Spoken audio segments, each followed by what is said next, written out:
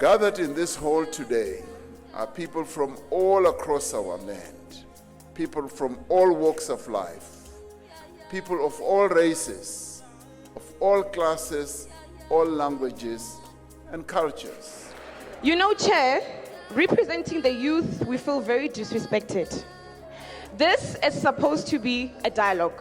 Now, let me emphasize to you what a dialogue is. We'll be given an opportunity to speak and raise our concerns, and then the particular person in which we are addressing these concerns to listens. Now, this is one thing that the ministers and the head of state of this country needs to understand. They are living off a salary that they are paid by the people of the Republic of South Africa. So the least that they could do is to sit in and listen to the concerns of the people of the Republic of South Africa. NEC of SAFTU would have decided that SAFTU would participate, but critically and reluctantly in the initial dialogue process.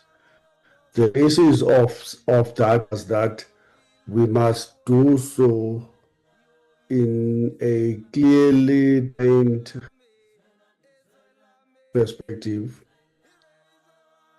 There must be an unwavering commitment on our side to serve the interest of our class. So that's in short where SAFTU is. But I think we would miss an opportunity. We are seeing the kind of political opportunism around, as the previous comment said, the EFF in this instance.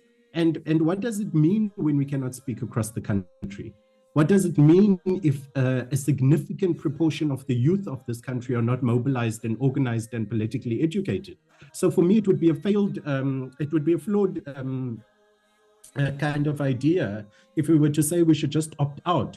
Of course, the half in, half out that Comrade Vavi is referring to is probably the most wise decision we can make here, because if we are both inside and outside, we can agitate from both sides of the equation.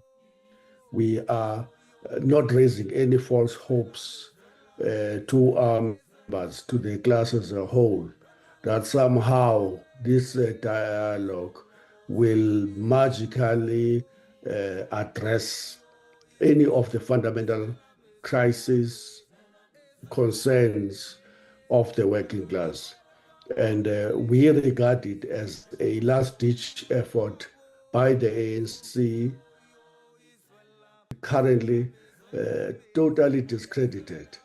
And it's a desperate attempt to reclaim legitimacy after it has lost its electoral support, because it would have betrayed its core constituencies, the constituencies that were called the motive forces of the liberation.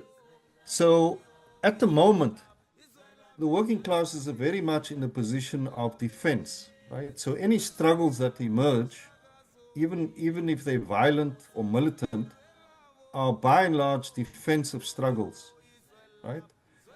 So that for me is an indicator.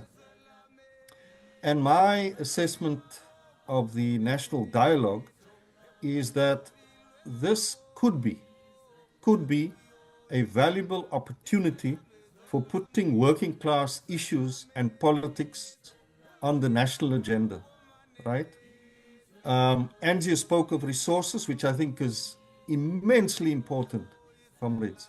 If you just look at what we have at the moment, both in human and financial resources to organize, which if you remember, comrades, from the struggles against apartheid, especially in the 80s, there were huge resources made available, especially from international support. We cannot deny that. So we should participate in and get working class people together on a mass basis to deal with and to confront the issues, and not simply put demands, but also pose the question, how are we going to ensure that those demands are met And I think it offers an opportunity for us to coordinate various communities at local, regional, provincial, and national levels.